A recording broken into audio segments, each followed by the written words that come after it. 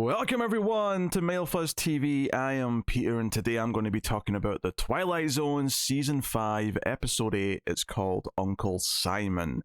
So spoilers for the episode as always. This one is about a niece and an uncle who live together. She's like a living nurse, caretaker type character who looks after his needs. He's an old scientist or inventor who walks with a cane. And she generally just sort of runs after him and takes care of the house and does that kind of thing. But they have a very, very sour relationship. He is constantly belittling her with misogynistic comments and little digs. She's firing back with various little comments. She's clearly miserable. It's a very unhappy existence. But the big Twilight Zone element of the episode is that he's been building a robot down in his lab in the basement. And that's where it goes. A quick glance at the internet based on this episode, mainly because I was trying to see if it is literally just Robbie the robot from Forbidden Planet that's in this, and it seems like it might be, maybe with some slight tweaks, but it seemed like it was. But the general consensus online, from what I could tell, seems to be that this episode is not a disliked episode, but isn't one that people seem to like that much either. The main complaint I seem to see is that the characters are unrelatable or unlikable, and I think I'm going to defend it a little bit on this regard, because not that I see either of these characters as relatable or likable, but I don't think that's the point of them. I think in a 25-minute story, you can tell a story about unlikable characters as long as there's kind of a point to it. And I think the direction here from Don Siegel, I mentioned last week I was kind of excited by seeing his name because he did Invasion of the Body Snatchers, the original. He went on to do Dirty Harry, so he's a really good director. And I felt from the opening scene, which is our introduction to both of these characters, where they're kind of sniping at one another, and it kind of sets up this idea of her continued existence being looking after him being ungrateful. But as the episode goes on, of course, we sort of find out that he kind of knows the whole time that she's only putting up with him for as long as she has because she wants to inherit what's his. She wants to inherit his money, his house, all that stuff. And it's lasted for so long. And this comes up very quickly where she immediately starts saying, "Why are you taking so long to die? I'm looking forward to you dying. I'm going to celebrate when you die. Why haven't you died yet?" I think it almost lures you into a false sense of sympathy for Barbara, because immediately he's this crotchety old man who's really mean and says all these really nasty things to her about her being not attractive, about her being frigid, and just all these other things. And it all comes from this really old school misogyny kind of place. Naturally you think, oh, we're going to side with her, he's the villain of the story. But as the episode goes on, you realize that, well, it doesn't justify anything he says to her. It clearly comes from this place of him just knowing exactly why she's there. So they kind of live in this miserable existence with each other, where he almost is just spitefully staying alive to make her life miserable. And when we get to the big reveal of Robbie the robot, which happens in the back half of the episode, the end of the first half, where we go to the ad break, is his death. A death that she helps with, I think is fair to say. Because there's only 2 scenes before the ad break. There's the big opening scene, which is like 6 minutes long, and it's their introduction, and I thought their sniping back and forth, while very mean-spirited, I thought was kind of entertaining. I thought the writing was strong enough, and that the performances from both actors were so good, along with the direction to make it work, that I was entertained by them being miserable to each other. And maybe that's just a me thing, but I was getting a lot out of them basically just tearing each other down. I was into it.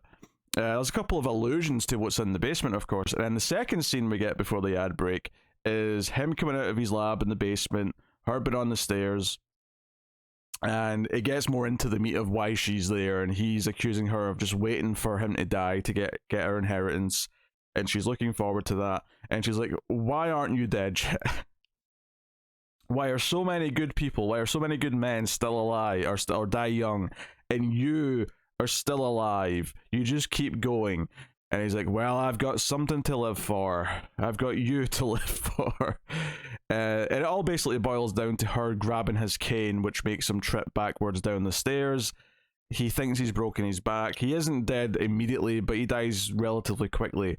And she just, and I think this is the moment where, if you were on her side and you just assume that he's being awful and making all these accusations, maybe it's not true necessarily that all these things he's saying about her waiting for his death, even though she said some things that sound like she is, but maybe she's just really upset. Maybe living with this asshole for 25 years has made her that way. But I think the moment where you realize that neither one is is the character you want to side with is when she leans in as he's dying and basically just tells him how much she hates him. And I think this is the moment where you go, oh no, she isn't this like sympathetic victim of a character. She, like as Rod Serling says at the end, she kind of made her own bed in a lot of ways by choosing to come here to do this for his inheritance eventually, and it's taken 25 years. But the ironic kind of reveal or twist of the episode is that he's made a robot, and the robot, oh, actually, I'll start with the scene that precedes that. There's a scene with his lawyer, presumably, where she's been read the will. And the will states that she gets everything. She gets the house, she gets the money, she gets everything. But with a condition that she look after his experiment. That she has to take care of his experiment in perpetuity, or everything goes to, I think, the college or something like that, the local college. She's sitting there, and this is very kind of odd news to hear, and she's like, I don't know what he's talking about, what experiment? And when they go down to find out what this is, it turns out to be a robot.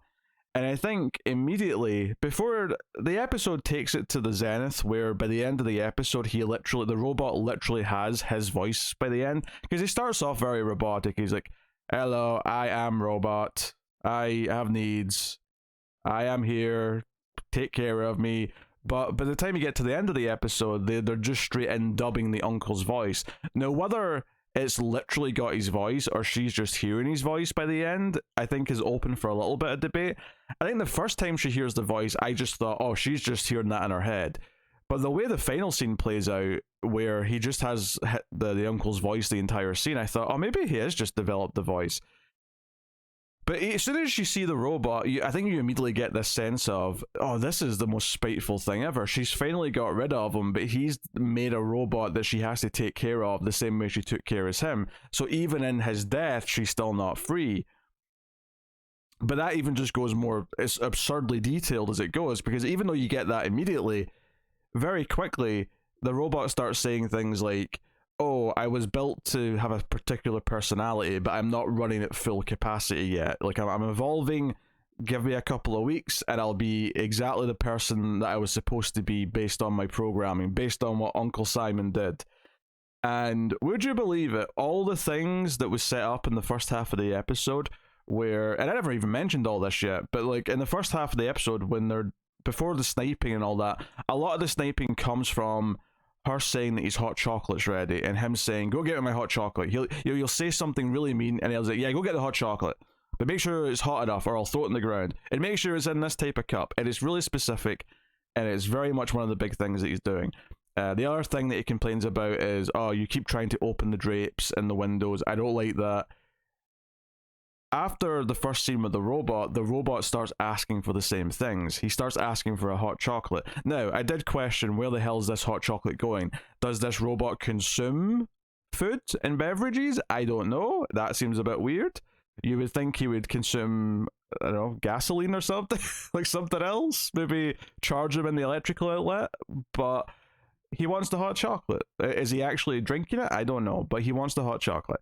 To the point where it feels like this cruel joke, this cruel thing that the old man has done, that he's devoted however many years of the final part of his life to making sure that even in death, his niece would be miserable in the same way she was, that her end goal, her finish line that she's been looking at for a long time of him finally croaking and finally getting what she wants, and she has to take care of this robot, or she loses the house, she loses everything. If she wants any of the things that she thought she was getting all this time, she has to take care of this robot.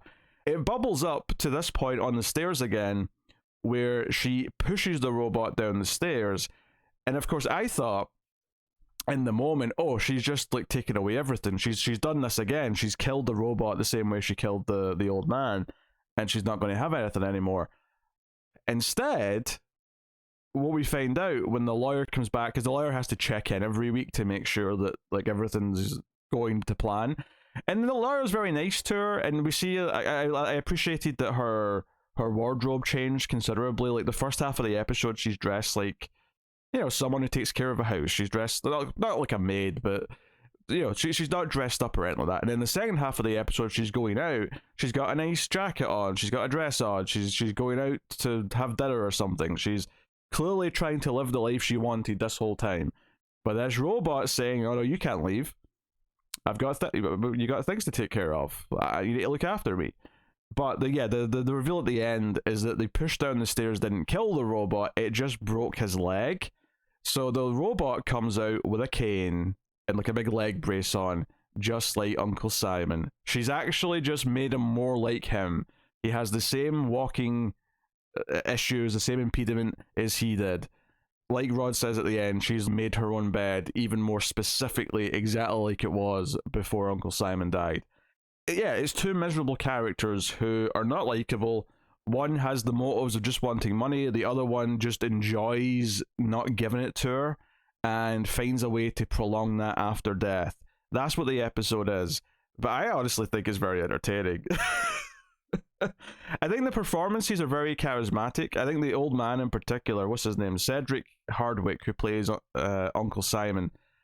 I think his delivery is very good at being this asshole of an old man. Like the way he delivers all of his lines, I think works really well. I think Barbara's reactions as she's realizing what she has to do for this robot and that it's just the same as before in this kind of like almost eternal hell that she's in, that she made this choice for the wrong reasons to come and look after this uncle many years ago, and now she's in this eternal damnation as a result. Like, I think the performances are really good, and I think the direction's quite good at building up to the little moments of, like, at the start of the episode, she comes out and she's shouting upstairs, "Uncle Simon, your hot chocolate's ready." And she says it a few times, and then he appears behind her. He's come out of the door behind her, and he yells at her. And it gives her a fright. I thought the direction in these moments was very, very good. The sound, the music cue is a bit loud, a bit over the top, I suppose, but I think the direction is really solid throughout the episode. And the way that it handles the reactions, the build up to the moments, and it really feels like a ping pong match with the dialogue. And this is something it's hard to do, and it's something that the direction, the writing, and the performances all have to come together to give that feeling of verbal sparring that's not clunky, that's not annoying. And I felt that as I was watching this, so I found this quite entertaining, and I found this being a sort of parable for just being miserable and not like, you know, she kind of reap what she sow, right? And she even says that actually when she's yelling at the uncle as he's dying. For years she's been reaping, and she's you know, now I'm going to sow, or was it the other way around? Either way, she yells at him as he's dying, and it's the moment where you realize, oh no, she's not this innocent victim in all this. She is propagated this, and she is a money grabber, but not that justifies any of the mean things that the old man said to her, but it makes them both these just unlikable characters, and I think it works for the story. I think this is maybe the cruel joke of him making a robot to force her to do the exact same thing she was doing when he was still alive is exactly the dark type of humor that appeals to me, but I got a kick out of that. So as a 25-minute story, I was entertained. Very little to complain about on my end, to be honest. I had a good time. So, Uncle Simon. Very good. So, Rod comes on at the end to tell us about the next episode, and he's quite bullish about it. He says that, yeah, you know, we often have a fun ending or whatever, but, and this is the exact words he says, even veteran TZ fanatics won't see the ending coming. Or maybe I'm paraphrasing slightly, but I definitely remember him saying TZ fans, because I thought that stood out. He's never said that before. But the next episode's called Probe 7 Over and Out. And so he's quite proud of the ending to this one, so I'm expecting a good twist, right? Don't let me down, Rod. Oh, and Rod wrote the episode as well, so it's on him. Not only is he hyping it up, He's the one who wrote the ending, so it's entirely on him. So here's a description on IMDb. Colonel Adam Cook, stranded on a distant planet with no hope for rescue, meets a woman who is the sole survivor from another planet. Oh. I mean, I'm intrigued. Sounds like fun. We'll see how it turns out. There you go, that's my thoughts on this Twilight Zone. I quite liked it. I thought it was good. People don't seem to hold it in that high regard, but I thought it was quite good. So, let me know what you thought of this one in the comments. Please hit the like button, it helps out a lot if you do, because more people will find the channel, more people will find the videos. And if you want to go above and beyond, you can support everything over at patreon.com/MailFuzzTV and get some bonuses, get monthly Columbo reviews, and just help keep the lights on. But that is me, so thank you once again. I will see you guys next time. Keep watching TV in the Twilight Zone.